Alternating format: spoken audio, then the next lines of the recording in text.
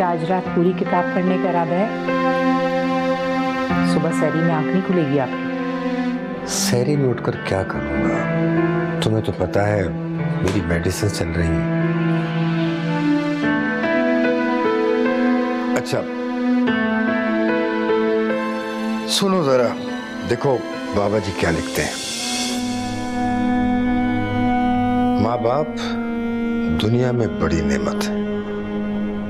माँ ना हो तो औलाद को दिलासा देने वाला कोई नहीं होता, और अगर बाप ना हो तो जिंदगी में अच्छा मशवरा देने वाला कोई नहीं होता।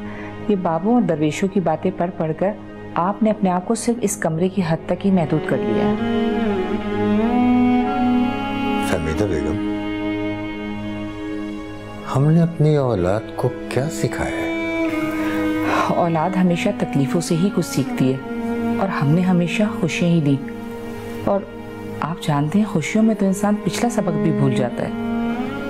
क्या मतलब? इसका मतलब ये है शौकत मियाँ कि आप इस चाय को ठंडा करके इसकी तौहीन कर रहे हैं। और वैसे भी अपने आप को इस कमरे से बाहर निकाला करें, बागों में जाएं, तितलियों को देखें। और आप तो वैसे ही बड़े रंगीन मिजाज हुआ करते थे। अरे अब कहाँ? क्यों, अब क्या हो गया? याद है आपको वो पीले फूलों वाली शर्ट और गहरे लाल रंग की वो पैंट? जब भी आप पहन के बाहर निकला करते थे तो लड़कियां तारीफें करते नहीं थकती थी। और ये सरफिरी तो आज भी फरिश्ता है उस पर। फहमीदा बेगम, तुम भी ना। आप हंसते हुए कितने अच्छे लगते हैं, हंसा कीजिए।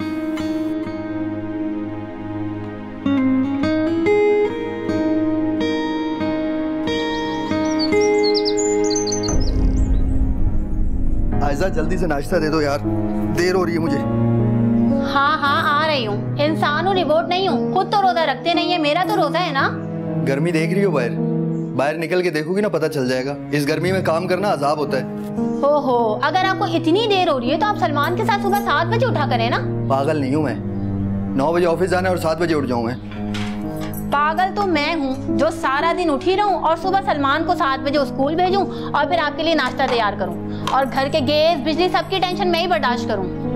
क्या हो गया? आज इतना गुस्सा क्यों कर रही हो?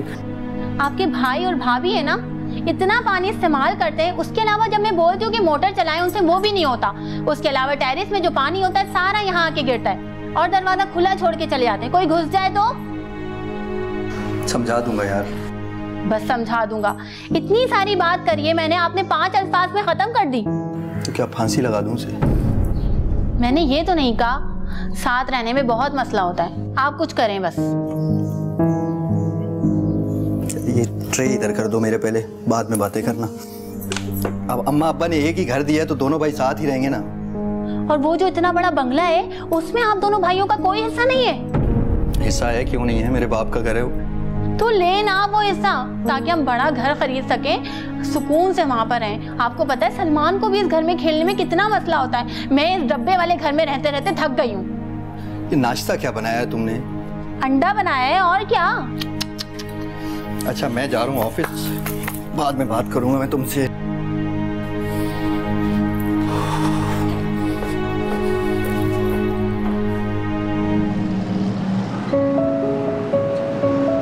वैसे ना आपके बड़े भाई और आपकी भाभी को आपका जरा एहसास नहीं है। क्या मतलब? मतलब ये कि उनको पता है आपकी सैलरी कितनी कम है, उसके बावजूद भी पानी डलवाने के बराबर से पैसे लेती हैं। मोटर खराब हो जाती है बार बार, उसके भी पैसे लेती है बराबर से। पता नहीं खराब होती भी है या नहीं होती है। कोई चीज खरीदने के लिए जाओ तो ये क्यों खरीदने के लिए जा रही हो, मेज क्यों खिसका रही हो, गमला यहाँ पर क्यों रखा, कील क्यों ठोक रही हो, हर बात में मुदाखलत। वैसे ना आपकी भाभी को कुछ ज्यादा ही तकलीफ है। क्या कह सकते हैं, बड़ी है वो। अच्छा ये फ्रूट वगैरह ले लेते हैं।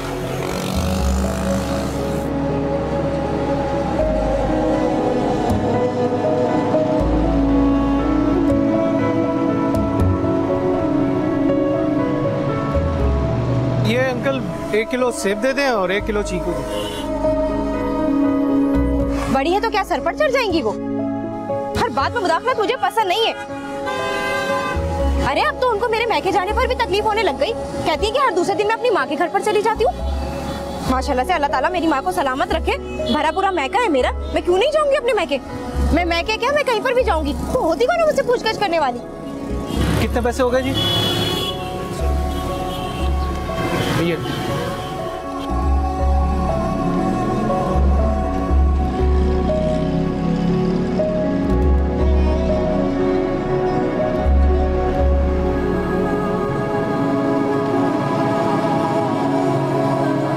क्या कह रही थी तुम कि कहीं भी जाऊं? क्या कह रही थी? मैं कह रही थी कि मैं कहीं पर भी आऊं जाऊं, वो होती कौन है मुझसे पूछताछ करने वाली। अच्छा यार, मैं भाई से बात करूं। अब आप सिर्फ बात नहीं करेंगे, अब आप कुछ करेंगे। अगर इसी तरह से मुदाखलत चलती रही तो मैं उस घर में नहीं रहूंगी। अच्छा ठीक, वो देखो अंधों की तरह रोड क्रॉस कर रहे हैं। अच्छा आज ना आप रोजा हमारे घर पर ही खोलिएगा। मैं आपकी साली से ना आपके लिए समोसे बनवाऊंगी, ठीक है? ठीक है।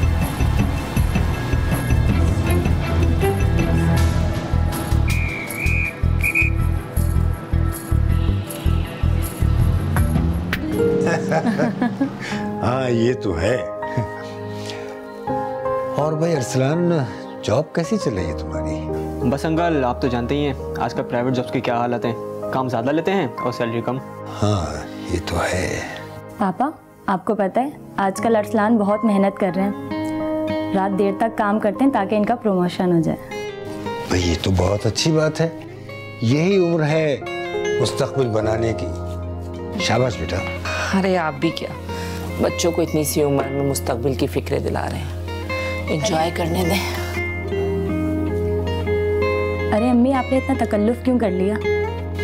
रहने भी दो, कहाँ तकल्लुफ किया है, तुम आती इतना कम हो। माशाल्लाह आंटी, इस उम्र में भी आप कितनी एक्टिव हैं। अब इतनी भी एक्टिव नहीं हूँ मैं। उठा बैठा नहीं जाता, कमर में दर्द रहता है। शरबत तुम लोग को खुद निकालना पड़ेगा।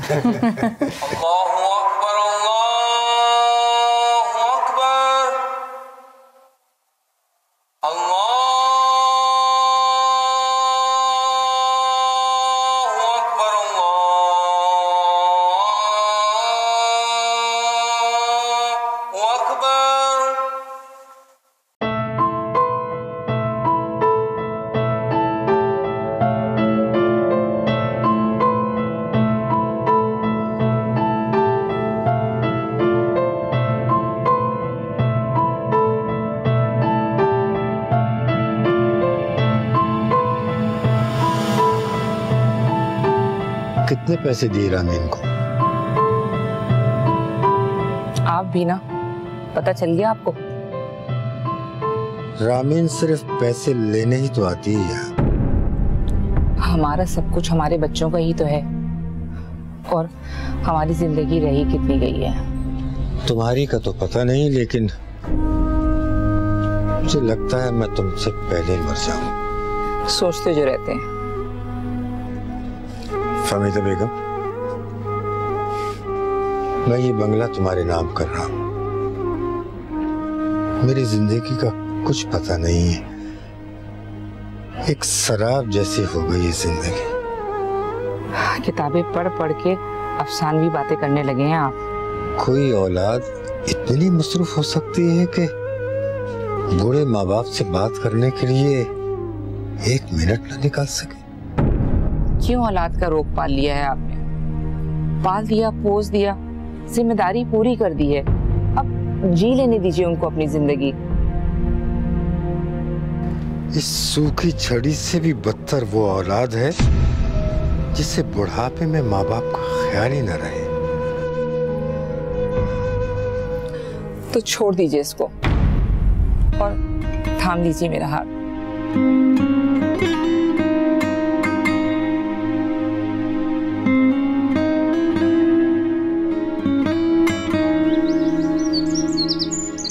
बहू, घर में सब ठीक है? रोजे कैसे जा रहे हैं तुम लोगों के? जी अम्मी, घर में तो सब ठीक है, और रोजे तो आपको पता है गर्मियों में गुजार ही रहे हैं। महीने से ऊपर हो गया, तुम लोगों ने चक्कर ही नहीं लगाया घर का। जी अम्मी, वो जावेद ऑफिस से इतनी देर से आते हैं कि फिर आने के बाद कहीं दिल ही नहीं चाहता जाने का, और आपको पता है रमजानों में टाइमिंग कितनी टफ हो जाती है। अच्छा, मेरा पोता कहाँ है सलमान? उससे बात कराओ। कितना टाइम हो गया, उसकी आवाज़ नहीं सुनी मैंने। हाँ वो ठीक है। सलमान, दादी से बात कीजिए, इधर आइए।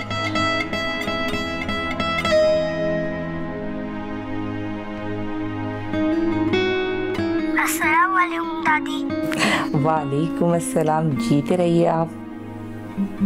अच्छा, आप आई क्यों नहीं इतने दिन से दादी के पास? मम्मा पापा लेके नहीं आते। अब्बू मसरूफ होते ना बेटा, रात में आते हैं ऑफिस से। अब्बू तो शाम में ही आ जाते। अम्मी, वो सलमान के सोने का टाइम हो रहा है, आप बाद में कॉल कर लीजिएगा। अच्छा बेटा, सबको मेरा प्यार देना। अच्छा ठीक है अम्मी, अल्लाह हाफिज। क्यों बोला आपने दादी को ये सब? बोलो, जाओ जाके खेलो।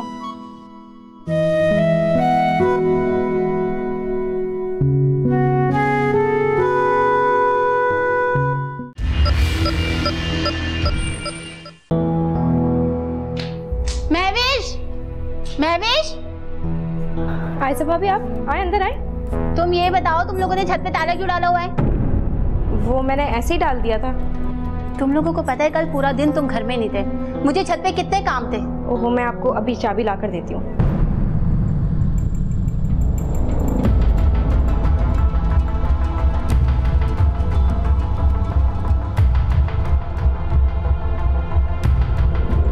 ये ले भाभी। और तुम है ना शहरी को बोल देना कि मुझे इसकी डुप्लीकेट चाबी बनवा के दें, समझी? जी ठीक है।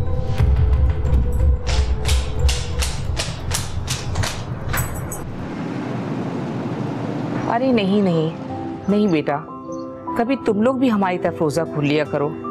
रमजान यूं आते यूं ही गुजर जाते।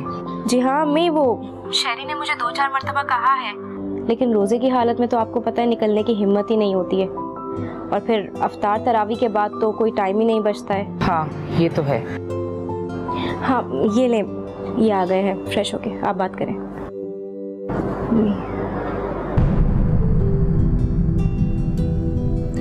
अस्सलाम वालेकुम मम्मी। वालेकुम अस्सलाम बेटा, मैं ठीक हूँ। तुम्हारे अब्बू बहुत दिन से तुम्हें याद कर रहे थे। ये लो बात करो। जी अस्सलाम वालेकुम अब्बू। वालेकुम अस्सलाम। भाई कभी तुम भी अपने माँ बाप को याद कर लिया करो, हमेशा तुम्हारी माँ ही तुम्हें फोन करती है। अब्बू बस वैसे ही थोड़ी मसरूफियत थी। अच्छा अच्छा ठीक है, ये बताओ तुम्हारी नौकरी कैसी चल रही है? जी अब्बू अच्छी है। अब्बू मैं आपको थोड़ी देर बाद फोन करता हूँ, अभी हम खाना खाने लगे हैं, मैं खुद कॉल करता हूँ आपको। चलो ठीक है, अपना ख्याल रखना।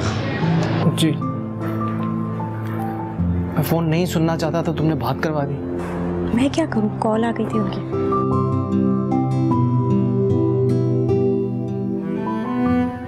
कितने बनावटी लहजे हो गए ना हमारी औलाद के। लगता है उन्हें भी जीने का ढंग आ ही गया। अपनी परवरिश पे भरोसा रखिए शौकत, औलाद से इतनी जल्दी बदगुमान नहीं होते।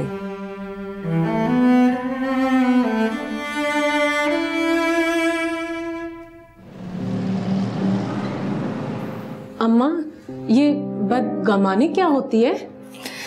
बदगुमानी होता है किसी दूसरे के बारे में गलत राय कायम कर लेना। हाय, फिर तो ये बहुत बुरी चीज हुई।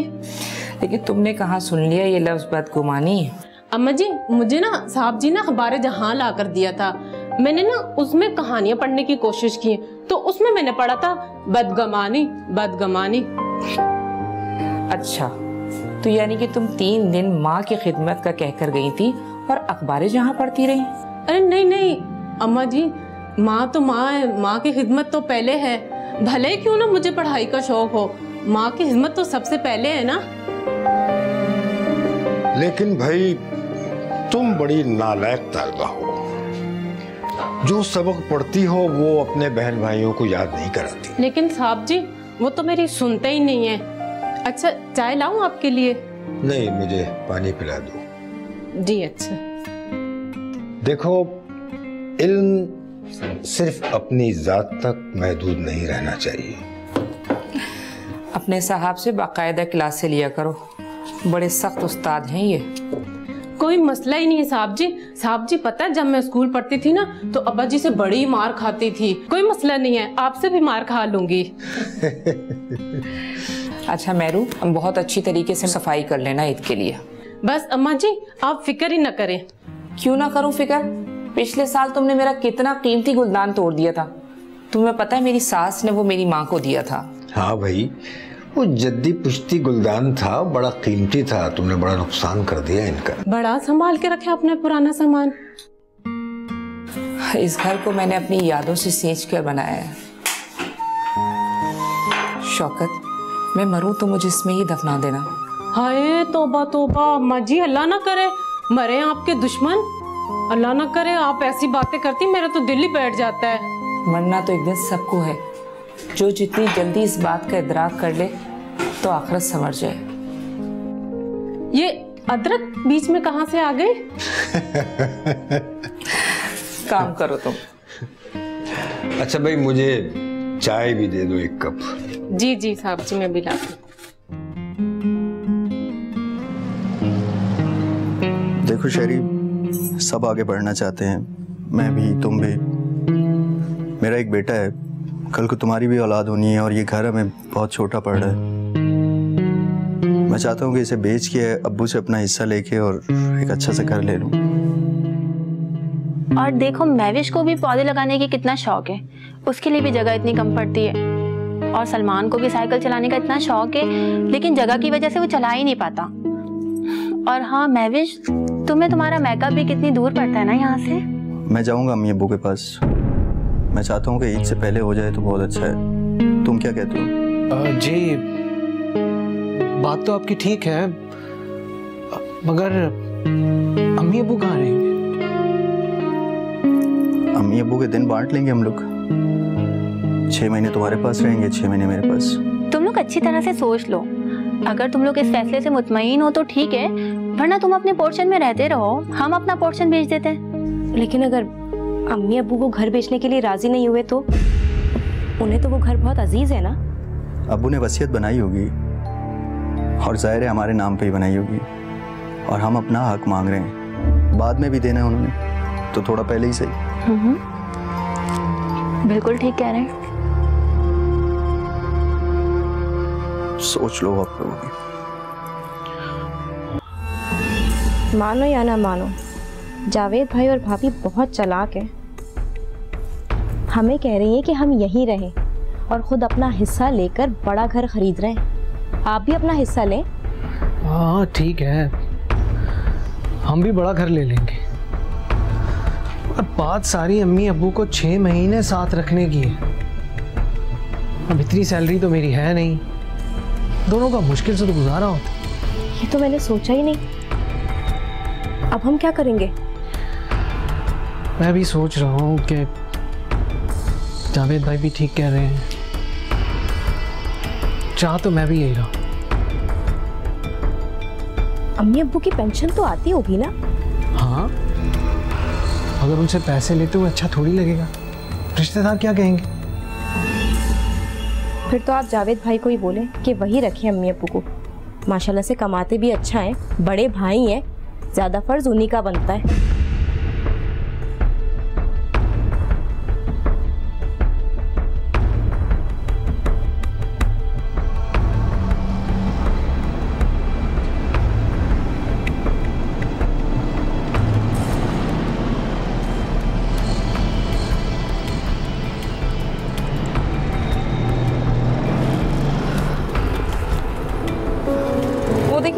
शहरी लग रहे हैं ना? शहरी, शहरी, मैं 1 मिनट मिल के आती हूँ। अरे कहाँ जाओगे? ट्रैफिक में फोन कर लो।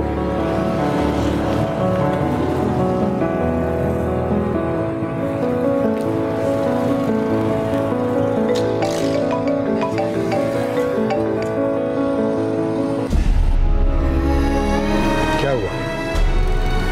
कट गया। कट गया या काट दिया? चलो भाई चलो।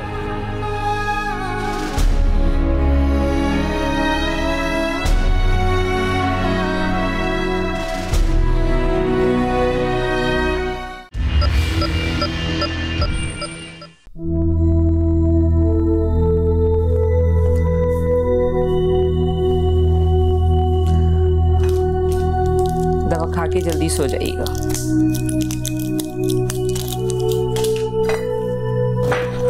तुम्हें नींद आ जाएगी?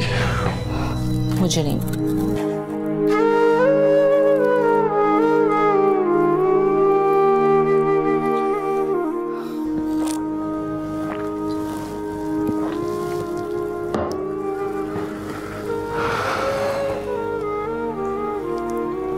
बाज़ औक़ात उस कर्ब को बयान करना मुश्किल होता है जिसे इंसान महसूस कर रहा होता है। मैं किसी कर्ब में नहीं हूँ, मैं खुश हूँ। फहमीदा बेगम, जब इंसान अंदर से मर जाता है ना तो खुश अखलाक हो जाता है। एहसासात के जनाजे अक्सर इंसान को खुद दफनाने पड़ते हैं। मैं जानता हूं कि तुम्हें शहरी के रवैये से बहुत दुख पहुंचा है। शौकत, रवैये तकलीफ नहीं देते, तकलीफ देती हैं वो उम्मीदें जो हम इंसानों से लगा बैठते हैं।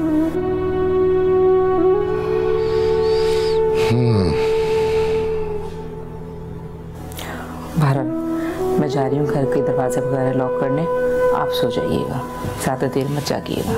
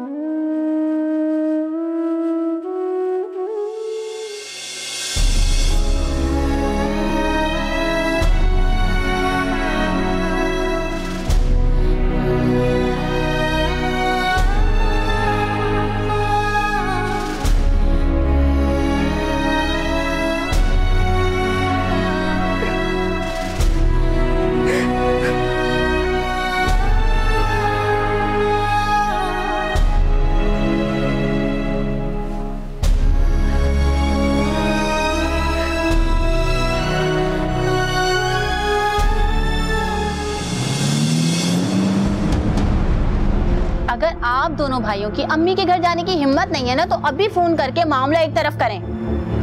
हाँ, वो शहरी को बुलाया ना, इसीलिए नीचे करता हूँ, मैं कर रहा हूँ। बात करता नहीं हूँ, अभी करें। शहरी फोन देना यार।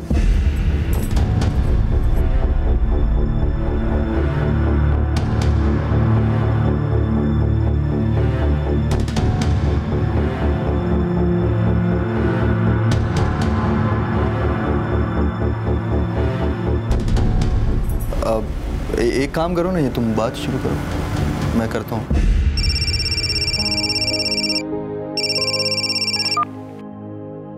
अस्सलाम वालेकुम मम्मी। वालेकुम अस्सलाम बेटा, कैसे हो तुम लोग? कान तरस जाते तुम लोगों की आवाज़ सुनने को। जी खैरियत, बस वो मसरूफियत ही इतनी थी, इस वजह से नहीं फ़ोन कर सका। अच्छा ये सुनाओ, बहू और बेटा कैसे हैं? किसी दिन आ जाओ ना तुम लोग इफ्तार करने, कभी कभी तहमीना ही आ जाती है हमारी खबर लेने। अम्मी, ये भाई आपसे बात करना चाहेंगे। हाँ हाँ, बात करवाओ। शौकत, बच्चों का फ़ोन है। अस्सलाम वालेकुम अम्मी। वालेकुम अस्सलाम, जीते रहो बेटा। कान तरस गए थे तुम लोग की आवाज़ सुनने के लिए। बहू और बेटा कैसे हैं? जी अम्मी, बिल्कुल बिल्कुल ठीक हैं वो। ये लो अब्बू आ गए, इनसे बात करो। अस्सलाम वालेकुम अब्बू। वालेकुम अस्सलाम। अस्सलाम वालेकुम अबू, आपकी तबीयत कैसी है? बीपी कैसा रहता है अब आपका? हाँ शहरी बेटा, बस दवाओं पे चल रहे हैं, अल्लाह का शुक्र है।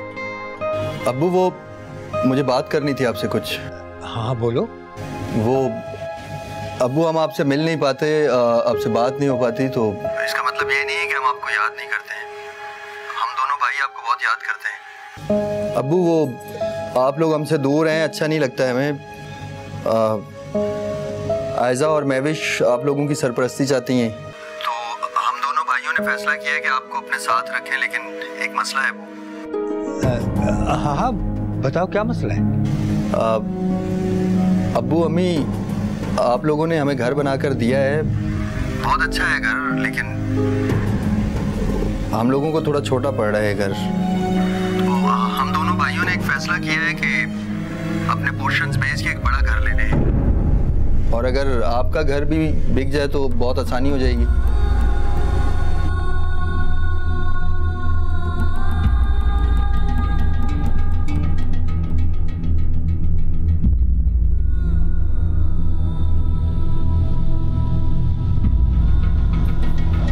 हम जानते हैं कि आपने ये घर खुद बनवाया है, नानी की निशानी है, बहुत खुलूस और मोहब्बत है उस घर में। मगर अम्मी अब्बू, आप यकीन करें कि आपको यही खुलूस और यही मोहब्बत उस घर में भी मिलेगा। और हाँ, वो सलमान भी बहुत याद करता है आपको। बेटा, बात दरअसल ये है कि ये मकान मैं तुम्हारी माँ के नाम कर चुका हूँ। अब जो भी फैसला करना है इन्होंने ही करना है। जो इनकी मर्जी वो मेरी मर्जी।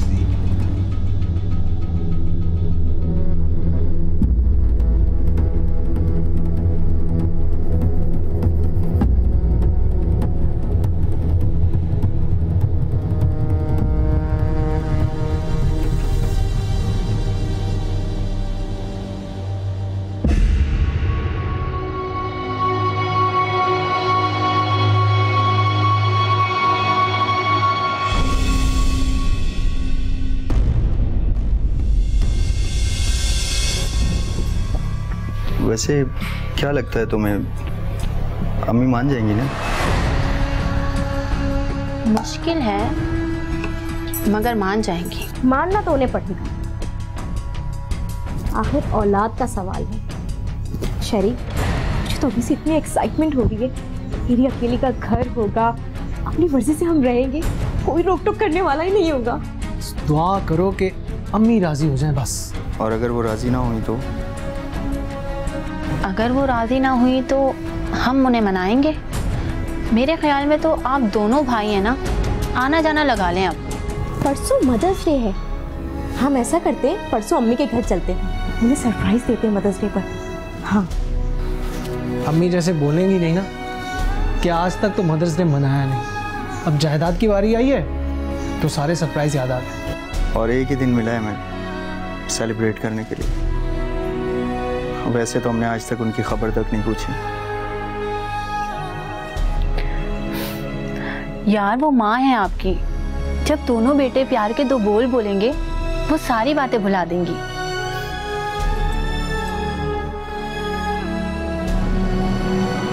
हमारे बच्चों को हम नहीं, ये घर चाहिए। मैं सोच भी नहीं सकता था कि हमारी औलाद हमसे ये तकाजा करेगी। ये लोग जानते भी हैं मुझे इस घर से कितनी उनसियत है। इस घर को मैंने एहसासात से बुना है, खुलूस से सींचा है और मोहब्बत से परोया है। इस घर की बुनियादें मेरे असाब की तरह मजबूत है, लेकिन आज मेरी औलाद ने मेरा भरम तोड़ के मेरे असाब को और इस घर की बुनियादों को दोनों को कमजोर कर दिया। नहीं, हमारी औलाद खराब नहीं थी, बीवियों के आने पर बदल गई। ये ना कहें शौकत साहब कि हमारी औलाद खराब नहीं थी। औलाद का तो असल तौर पे जब ही पता चलता है जब उसके सामने वालिदैन के अलावा कोई और इंतखाब के लिए मौजूद हो।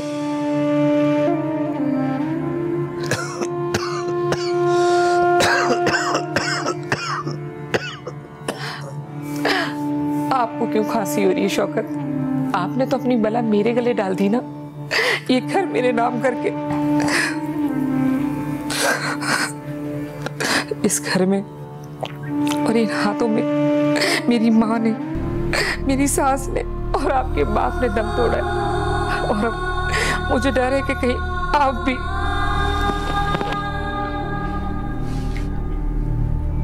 मुझे लगता है फहमीदा बेगम, तुम्हारी गोद को मेरा बोझ भी उठाना पड़ेगा। मैं आपसे कहती थी ना, कमाए, खूब कमाए, लेकिन इतना ना कमाए कि जब आप बीमार हो तो आपकी औलाद डॉक्टर की जगह वकील को ले आए।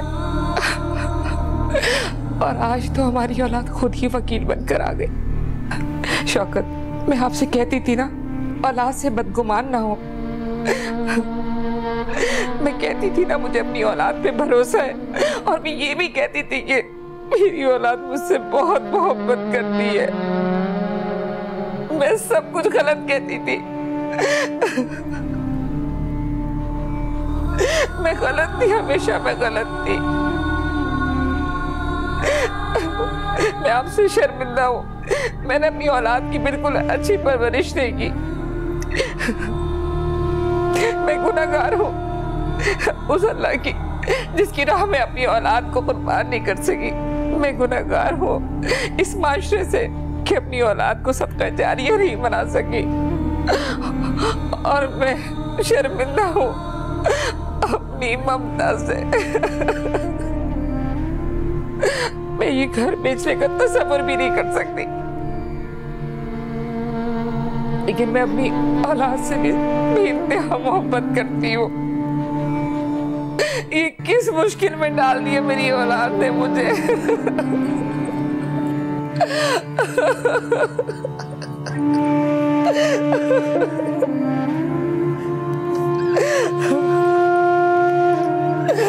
या अल्लाह मुझे कोई रास्ता दिखाइए।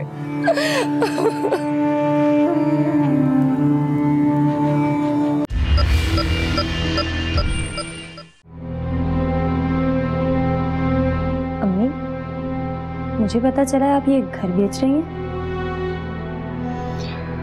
अभी कोई फैसला नहीं किया। अच्छा, मगर जब भी बेचें तो याद रखिएगा इसमें मेरा भी हिस्सा है। कहीं ऐसा ना हो आप अपने लाडले बेटों को सारी जायदाद नवाज दें। फिक्र मत करो, ऐसा नहीं होगा। सबको हिस्सा मिलेगा। हिस्सा तो जब होगा जब मैं ये घर बेचूंगी। फिलहाल मेरा ऐसा कोई इरादा नहीं है। ठीक है, मैं सिर्फ बताने आई हूँ। बता दिया? चले अरसलान।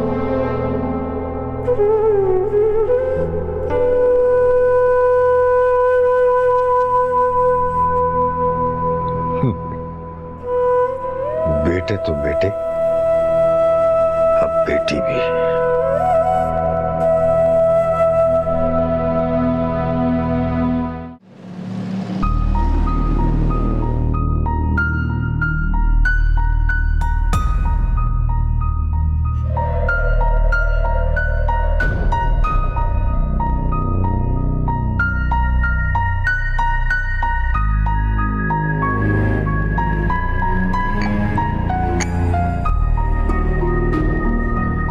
रामीन आज वहां गई थी।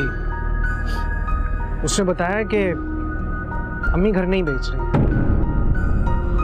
अगर उन्होंने घर नहीं बेचा तो फिर क्या होगा? कुछ नहीं, क्या कर सकते हैं, जबरदस्ती तो नहीं कर सकते ना। क्यों नहीं, हम उन्हें अपनी मोहब्बत से कायल कर सकते हैं। कल मदर्स डे, क्यों ना हम बहुत अच्छे से सेलिब्रेट करें, जैसे कि उन्होंने अपनी एनिवर्सरी सेलिब्रेट की थी। हाँ ये ठीक है, कल अम्मी ने इफ्तारी पे बुलाया, वहां जाएंगे, उनसे बात भी कर लेंगे। हाँ ये सही है, मदर्स डे का सरप्राइज भी दे देंगे, अम्मी खुश हो जाएंगी। ये ठीक है, बस अम्मी मान जाए, इसी में सबकी बेहतरी है, सबको सुकून हो जाएगा। क्यों नहीं मानेंगी, आखिर ये उनकी औलादें हैं।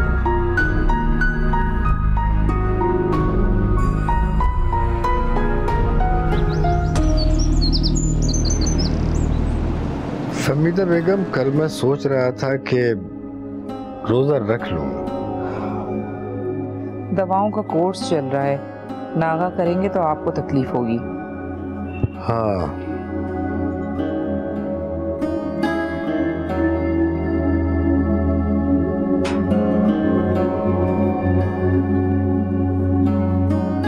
पता है अम्मा जी, मैं ना अक्सर अपने अब्बा जी से ना एक बात पूछती थी कि हमारे पास पैसा क्यों नहीं है और हम इतने छोटे से घर में क्यों रहते हैं। तो पता है अम्मा जी, अब्बा जी क्या कहते थे? अब्बा जी कहते थे ये जो पैसा है ना, ये फसाद है और ये ना रिश्तों में कद्र खत्म कर देता है। पता है अम्मा जी, पहले ना मैं अपने अम्मा अब्बा का बड़ा ख्याल रखती थी। जब से मैं काम करने लगी तो मेरे पास बहुत सारे पैसे आने लगे। फिर मैंने अपने माँ बाप का ख्याल रखना छोड़ दिया और आहिस्ता आहिस्ता मुझसे पैसे जाने लगे और पैसों की बरकत ही खत्म हो गई। फिर क्या किया तुमने? फिर कुछ समझ ही नहीं आ रही थी। बड़ी दुआएं की हैं मैंने, नमाजें पढ़ी, अल्लाह पाक से माफिया मांगी कि अगर मेरी वजह से किसी का दिल दुखा हो तो अल्लाह पाक मुझे माफ कर दे। मैंने फिर से अपने माँ बाप का ख्याल रखना शुरू कर दिया और अपने छोटे बहन भाइयों का भी ख्याल रखने लगी। फिर मेरे पैसों में बरकत होने लगी। अम्मा जी, माँ की दुआओं में ना बड़ी बरकत है। भाई, हम तो तुम्हें बेवकूफ समझते थे, लेकिन तुम तो बड़ी समझदार हो। समझदार? अच्छा, वाकई में समझदार हूँ? हाँ, और अमीर भी। अमीर? लेकिन मेरे पास तो इतना बड़ा घर भी नहीं है। अमीर रुपए पैसे से नहीं होते, अमीर तो वो होते जिनके पास वालिदैन हो। आप सही कहती अम्मा जी, वाकई असल अमीर वही है जिसके पास माँ बाप हैं, और जिसके पास माँ है वो तो बहुत ही खुशकिस्मत है।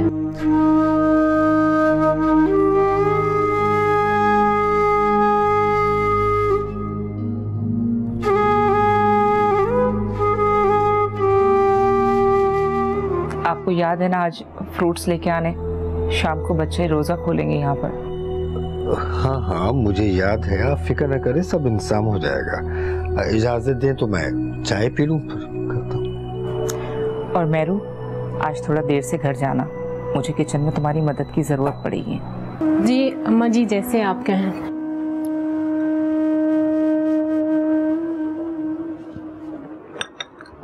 अच्छा फमीदा बेगम, मैं फ्रूट ले आऊं? ठीक है, ताकि वक्त पे तैयारी हो जाए।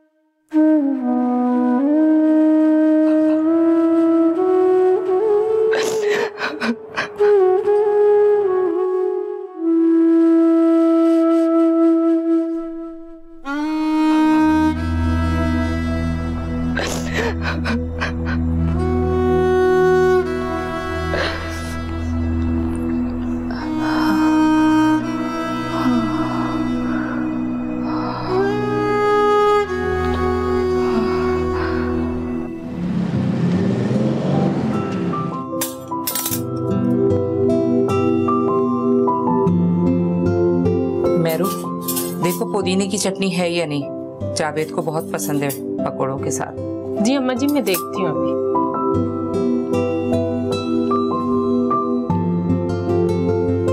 अरे अम्मा जी, ये तो खाली है। हाँ देखो, मैं भूल गई, हिसाब से पुदीना भी नहीं मंगवाया मैंने। अरे अम्मा, आप क्यों परेशान होती है, मैं अभी ले आती हूँ 2 मिनट में। अच्छा जाओ, ध्यान से जाना। अभी गई और अभी आई।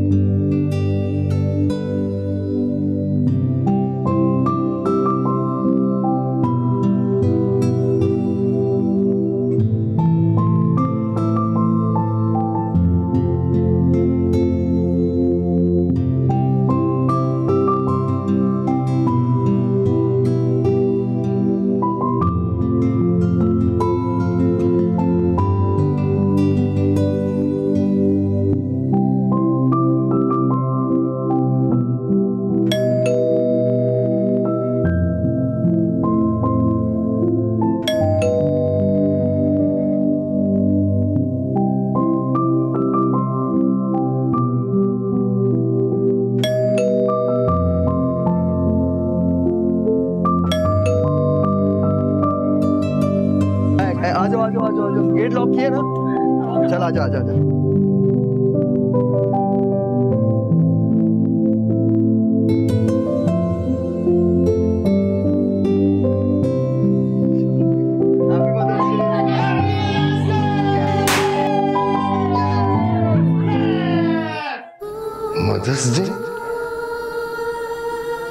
और साल के बाकी 364 दिन अदर डे। अबू अम्मी कहाँ हैं? शायद वो अपने कमरे में होंगी। चली गई। ये मकान तुम्हारे नाम करके चली गई।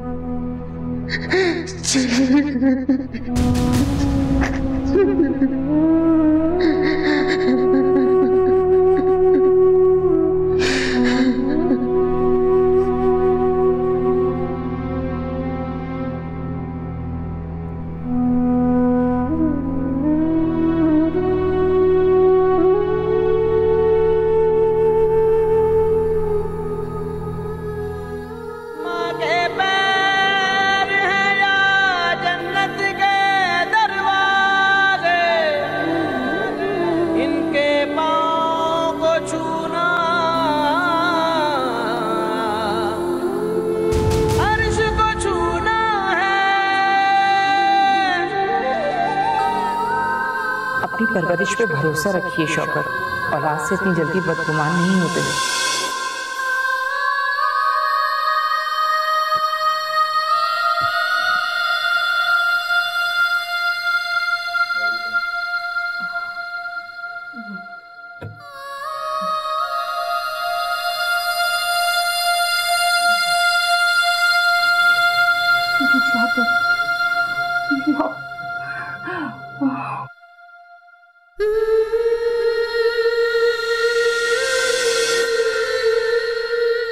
मैं सोच भी नहीं सकता था कि हमारी औलाद हमसे ये तकाजा करेगी।